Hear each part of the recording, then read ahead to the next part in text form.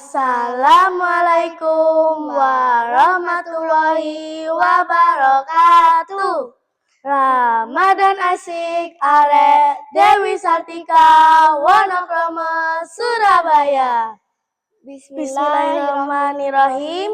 Perkenalkan, nama saya Siti Rubia Delia dari kelas 6. Dan saya Akila Siti Fauzia dari kelas 6 SD Dewi Sartika Wonokromo Surabaya. Alhamdulillahirabbil alamin, wassalatu wassalamu ala asrofil anbiya wal mursalin wa ala alihi wa sahbihi ajmain, amma ba'du.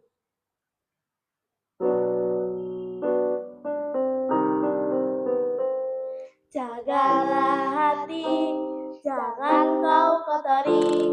Jagalah hati, lentera hidup ini. Jagalah hati, jangan kau nodai. Jagalah hati, cahaya ilahi. Tadi di dekat lapangan ada orang berteriak-teriak. Siapa ya dia? Puasa-puasa kok marah-marah. Na'udzubillahi min dzalik. Memang berat ya menata hati, menahan marah, menerima teman yang usil, jengkel melihat orang ngebut di jalan, menahan biar gak ngomel, menahan gibah, iri, dengki. Ya Allah, bimbinglah kami. Dalam puasa Ramadan, pengendalian nafsu dan menata hati itu sangat penting. Selain tidak boleh makan dan minum, kita juga diperintahkan untuk menahan hawa nafsu. Oh iya ya, bagi anak-anak usia murid SD, Ramadan adalah saatnya untuk berlatih mengendalikan nafsu dengan cara menata hati. Jadi, kalau hati kita melenceng, kita harus meluruskan lagi. Coba jelaskan maksud ucapanmu itu.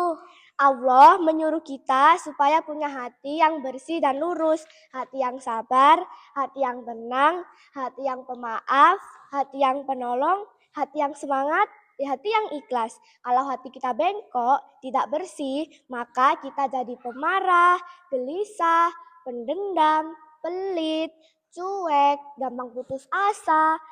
Semua itu dilarang oleh Allah. Berarti hati harus dibersihkan dan diluruskan, begitu. Harusnya kita penyabar, pemaaf, seperti semua yang kamu sebutkan tadi, sesuai yang diajarkan oleh Allah dan Rasulullah. Iya, dan itulah yang harus kita latih juga sekarang ini. Tahu nggak, pahala puasa kita akan turun atau jadi hilang kalau kita marah, iri, gibah, mengganggu teman. Pokoknya yang jahat-jahat itulah. Nggak mau dong. Bagaimana cara agar hati kita tidak mudah emosi, marah, iri, dengki, benci, dan lain-lainnya?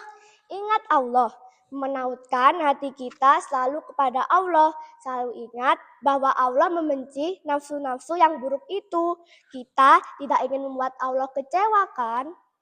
Tapi mengapa kita sering lupa menata hati kita ya? Sudah terlanjur marah, gibah, baru menyesal. Mungkin setan-setan itu membuat kita lupa kepada Allah. Begitulah, namanya juga dunia. Nafsu setan bergentayangan di sekitar kita. Kalau semuanya bersih dan suci, itu adanya di surga. Dunia. Sekarang saya ingat nasihat bu guru di sekolah tentang cara menata hati, yaitu 1. Zikir, selalu ingat Allah dan bersandar hanya kepadanya. 2. Ikhlas mencari ridha Allah, bukan kata manusia. 3. Sabar menghadapi cobaan. Loh. Kamu seperti ustazah sekarang. Betul semua itu. Kalau kita banyak zikir ingat Allah, maka kalau nakal atau salah pasti tidak jadi melakukannya karena tahu Allah melihat kita. Kalau kita ikhlas mencari ridha Allah, maka kita tidak cepat marah ketika diganggu teman. Kalau dihina orang, kita tidak cepat emosi karena Allah melarang kita untuk bertengkar. Kalau buku kita hilang, kita bisa sabar karena itu cobaan dari Allah. Gak perlu teriak-teriak atau nangis-nangis. Cukup lapor kepada guru, insya Allah dibantu.